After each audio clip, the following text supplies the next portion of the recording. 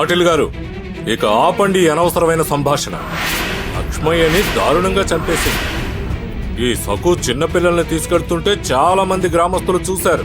ఇది పసిపిల్లల్ని ఎత్తుకెళ్లే క్రూరురాలు, హత్యలు చేసే హంతకురాలు. ఈ మంత్రగత్తెని అస్సలు వదిలిపెట్టకూడదు.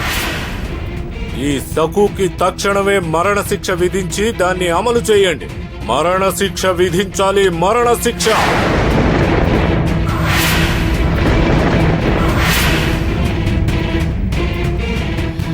ఈ మంత్రగత్తె బారి నుంచి మా కుటుంబానికి విముక్తి కలుగుతుంది.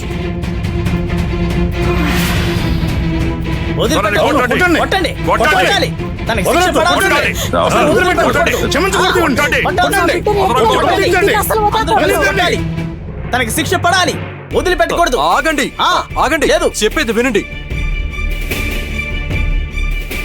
సుబేదార్ గారు, మీరు మీ పాత కక్షల్ని సమావేశంలో చూపించకండి.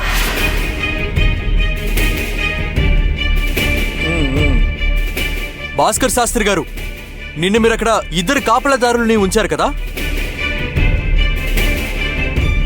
మరి ఆ ఇంకో కాపలాదారు డేడీ? అది సకు అతనెందుకు వదిలేసింది? అదేంటంటే సకుకి మరణశిక్ష విధించే ముందు దాని గురించి సమగ్ర విచారణ జరిపించాలని మీకు అనిపించట్లేదా? మీరు ఇక్కడికి వెంకయ్యని ఎందుకు పిలిపించలేదు? అతను ఆ సంఘటనకి ప్రత్యక్ష సాక్షి కదా. ఏమండి, అతను మాత్రమే చెప్పగలడు సకు లక్ష్మయ్యని చంపిందా లేదా అని. అతను సంఘటన స్థలిలో ఉన్నాడు. ఇంకా వైద్యుడి గారు, పాటిల్ గారు, మీరిప్పుడే ఈ విషయాన్ని నిర్ధారించుకోవడం మంచిది. అవును పాటిల్ గారు, సుబేదార్ గారు, కూర్చోండి. దిగు గారు ఒక కొమ్మ మీద 2 రామచిలుకలు కూర్చొని ఉన్నప్పుడు మీరు ఒక చిలుకను బాణంతో కొట్టారు. మరి రెండో చిలుక అక్కడే ఉంటుందా? పారిపోకుండా అక్కడే ఉండి నా మీద కూడా బాణం వేయండి అంటుందా? అది ఎగిరిపోతుంది. అవును, ఏమంటున్నారు? భాస్కర్ శాస్త్రి గారు, ఇలాంటి ఉదాహరణలు చెప్పి సమయాన్ని వృధా చేయకండి. నేను నిజమే చెప్తున్నాను. నాకు నిందితురాలుతోనూ ఆవిడ్ని సమర్థించే వాళ్లతోనూ మాట్లాడే ఉద్దేశం అస్సలు లేదు. మిగతా 4 పెద్దల అభిప్రాయం తెలుసుకోవాలనుకుంటున్నాను. సకుబాయ్ నేరస్తురాలు, తను తప్పు చేసింది. ఈ విషయాన్ని మీరు అంగీకరిస్తారా లేదా? అంగీకరించే వాళ్ళు చెయ్యి పైకెత్తండి.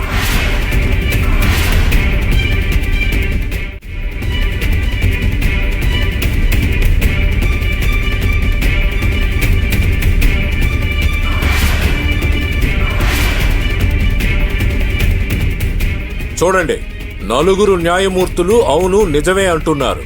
అయినప్పటికీ నేను వాళ్ళని ఇదే ప్రశ్న మరోసారి అడుగుతున్నాను. సాటి మనిషిని క్రూరంగా చంపిన వాళ్ళకి మరణశిక్ష విధించాల్సిందే.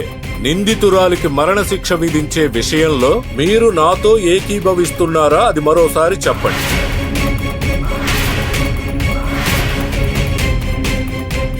అంగీకారమైతే 4 చేతులు పైకెత్తండి.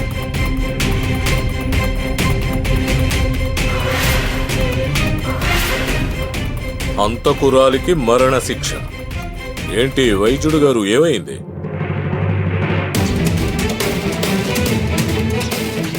ఏమిటండి వైద్యుడు గారు?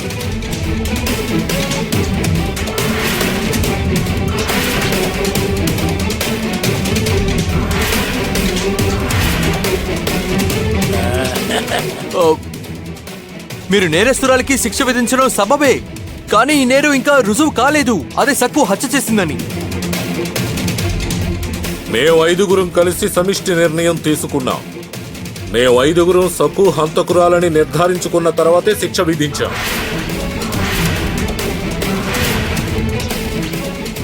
సందేహమే లేదు, ఈ సక్కు నేరస్తురాలు. సక్కుకి మరణశిక్ష అమలు చేయాలి. ఈ ఊరి ప్రజలందరూ కూడా ఇదే కోరుకుంటున్నారు.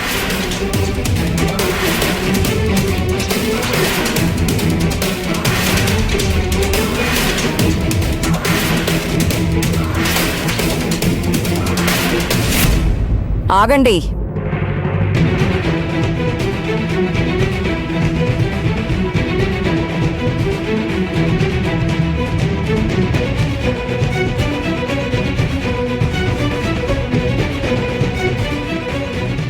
ఏమిటి కమలి, నువ్వెందుకు ఇక్కడికొచ్చా?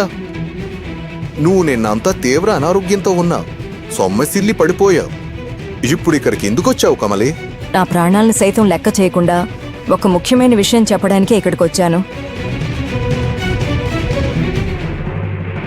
నిన్న రాత్రి నాకు చాలా నీరసంగా ఉంది. అస్సలు నిద్ర పట్టలేదు. చల్లగాలి పీల్చుకుందామని కిటికీ దగ్గరకు వచ్చాను. యాథాలాపంగా కిటికీలో నుంచి బయటికి చూశాను. అక్కడ దృశ్యం చూసి నేను ఆశ్చర్యపోయాను.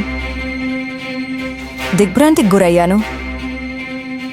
అది నా భ్రమ కాదు, నిజమని ధ్రువపరుచుకున్నాను. నేను దేవుడి మీద ప్రమాణం చేసి చెప్తున్నాను. అక్కడ 2 సఖులున్నారు.